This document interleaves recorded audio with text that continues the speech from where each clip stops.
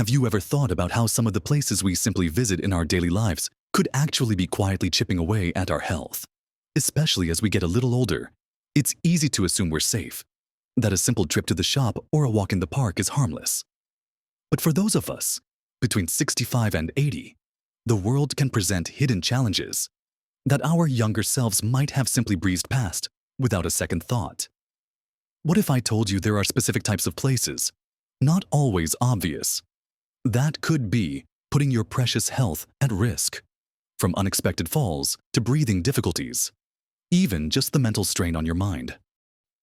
In this video, we're going to uncover 6 surprisingly dangerous places that you might be visiting regularly, often without even realizing the potential harm. We'll talk about why they pose a risk to your well-being, and more importantly, how you can either avoid them or navigate them safely, ensuring you protect your health and vitality. Make sure you stay with me right to the very end, because I've got something to share that might just surprise you and change the way you think about your daily outings. Let's dive right into our first type of dangerous place, one that's perhaps the most common cause of injuries for people our age: environments with unpredictable surfaces and poor visibility. Think about those uneven pavements near the local shops, or the dimly lit stairs in an old community hall. It could be areas with loose rugs or mats in a public building, or even those temporary construction zones on a street corner. Then there are the wet floors just inside the entrance of a supermarket on a rainy day, or even public parks with hidden roots or uneven, worn paths.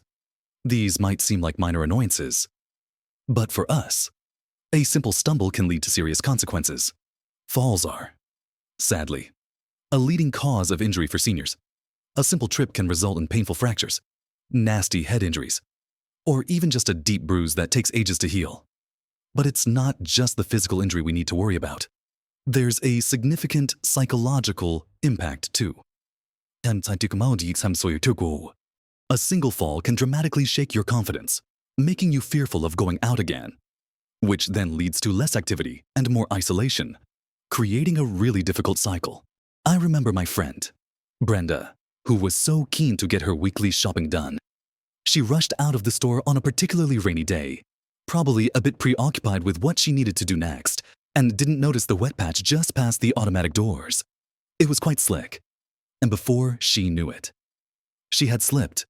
Luckily, she only bruised her arm badly, but it really shook her confidence terribly. For weeks afterwards, she was hesitant to go out alone, even for short distances. It just goes to show how quickly a seemingly normal place can become a hazard if we're not paying close enough attention, or if we're rushing. The key here is always to be aware. Always look where you're going. Take your time. And don't rush, especially when conditions aren't ideal. Your footwear also plays a massive role. Wear sturdy, non-slip shoes with good support. No loose slippers or high heels when you're out and about. If you're out at night or in dimly lit areas, even seemingly well-lit ones, consider using a small flashlight or the light on your phone to help you see clearly. And if you notice a major hazard, something like a broken pavement slab or a dangerously loose handrail, please report it to the relevant authority, whether it's the local council or the shop manager. Don't be afraid to ask for help either, or to use a walking aid if you need one. Sometimes, finding an alternative route, even if it's a little longer, is much safer than navigating a precarious path. Now, let's consider another type of place that can be unexpectedly draining and even risky: overly crowded and noisy environments. Think about those shopping malls during peak holiday seasons, or a large sporting event, or even just bustling public transport during rush hour. Perhaps a really busy market on a Saturday morning, or a loud concert or festival. While these places can be exciting, for someone our age, they come with a unique set of challenges. The sheer density of people significantly increases the risk of accidental bumps and falls, just from being jostled or losing your footing in a sea of moving bodies. Beyond the physical risks, the volume of people, the constant noise, and the sheer level of activity can be utterly overwhelming. This can lead to increased anxiety, confusion, and even a feeling of panic for some. It's also incredibly easy to get lost or separated from companions in such environments, which can be quite frightening. And let's not forget the germ exposure. Increased close contact means a higher risk of catching colds, flu, or other infections, which can hit us harder. It's also incredibly difficult to hear important announcements or conversations, adding to the stress. Ultimately, navigating such environments is physically and mentally draining, leaving you feeling utterly exhausted afterwards. My neighbor, Arthur, loves his football. He used to go to all the home games, rain or shine. But going to the stadium recently became a real ordeal for him. He told me the crowds, the noise, the constant jostling, the long walk to his seat. It was just too much. He'd come home absolutely wiped out, sometimes with a pounding headache that would last hours. He realized it wasn't worth the enjoyment of the game anymore. Now, he enjoys watching it at home with friends or at a quieter local pub, and he's so much happier for it. It just goes to show it's about adapting, not necessarily giving up entirely on what you love. When you do venture into crowded places, try to time your visits during off-peak hours, like early mornings or weekdays, if you can. Go with a friend or family member who can assist you and help you keep track of things.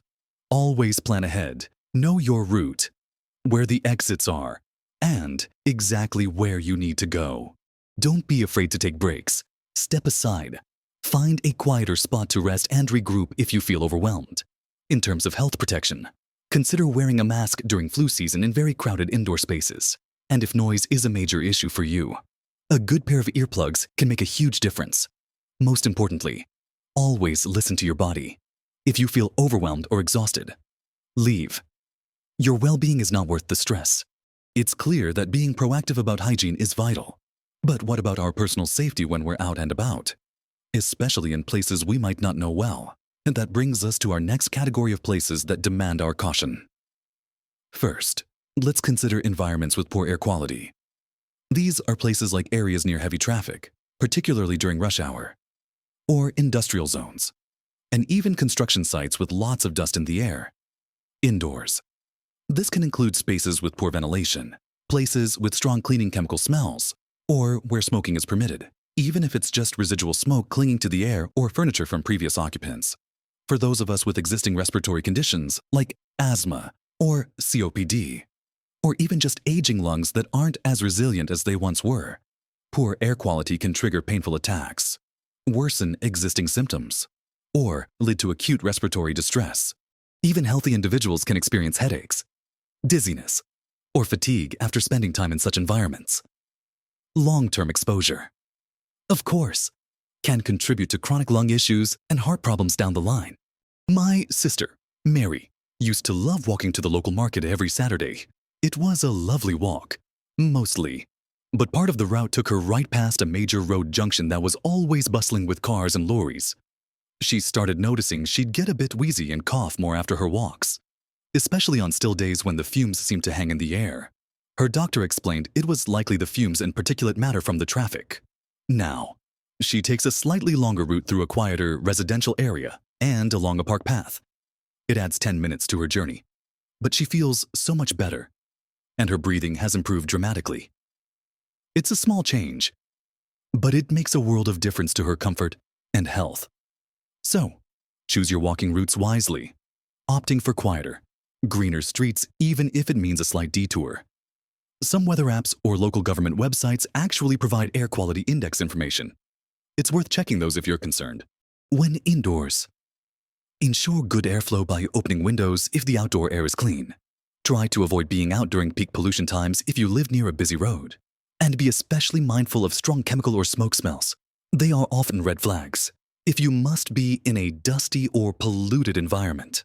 A simple N95 mask can offer a surprising amount of protection. Next, let's talk about unsanitary public spaces and high germ exposure areas. These are places like public restrooms that aren't regularly cleaned, communal eating areas in food courts, or shared gym equipment, especially free weights and machines that aren't wiped down between users. Even crowded doctors' waiting rooms, particularly during cold and flu season. Some public transport seating or shopping trolley handles can harbor a surprising amount of germs. Our immune systems, while still robust, might not fight off infections as quickly or as effectively as they once did. Exposure to viruses. bacteria, and fungi in these unsanitary environments can lead to stomach bugs, nasty respiratory infections, skin infections, and other illnesses that can be particularly debilitating for older adults, sometimes even requiring a hospital stay. I was chatting with David the other day, and he was telling me about a nasty bout of the flu he caught last winter.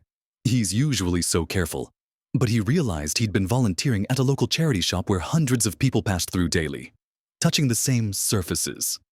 And he hadn't been as diligent with his hand sanitizer as he should have been. It was a harsh lesson for him.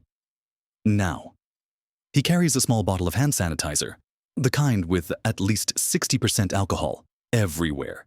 He makes sure to use it frequently, especially after touching public surfaces, before eating, and after using public restrooms.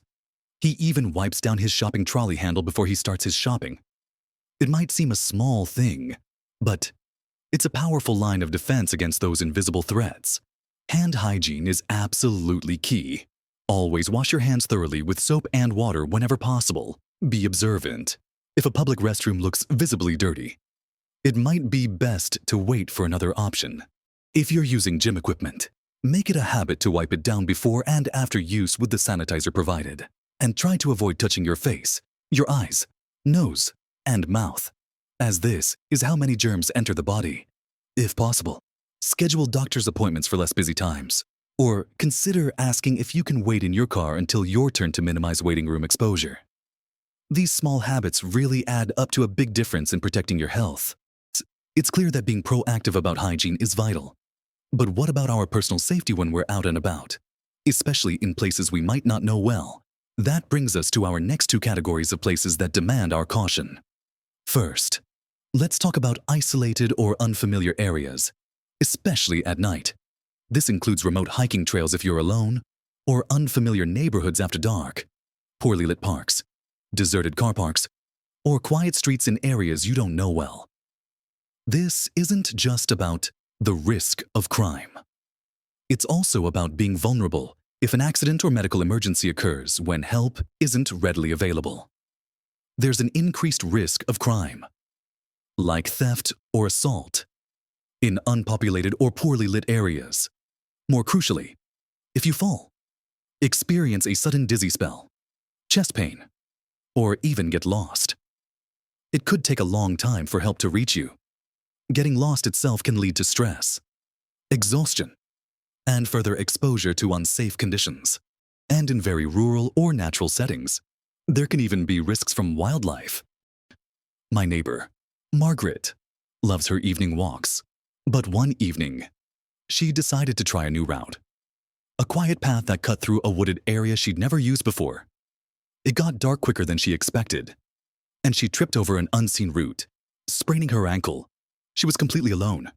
No one knew where she was, and her phone battery was low. It took her a long, painful time to hobble back to a main road and call for help.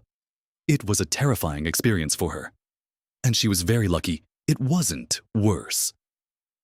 Now, she sticks to her well-lit, familiar routes, or only ventures onto new paths during daylight hours and always with a friend.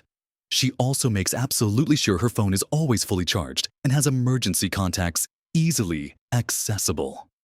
It's a powerful reminder that, sometimes, the shortcut isn't always the safest path to take. So, if you're heading to less populated areas, always go with a friend or family member. Let a trusted person know where you're going and when you expect to be back. Stick to well-known, well-used, and well-lit routes, and always carry a fully charged mobile phone. Consider a personal safety app or an emergency alert device.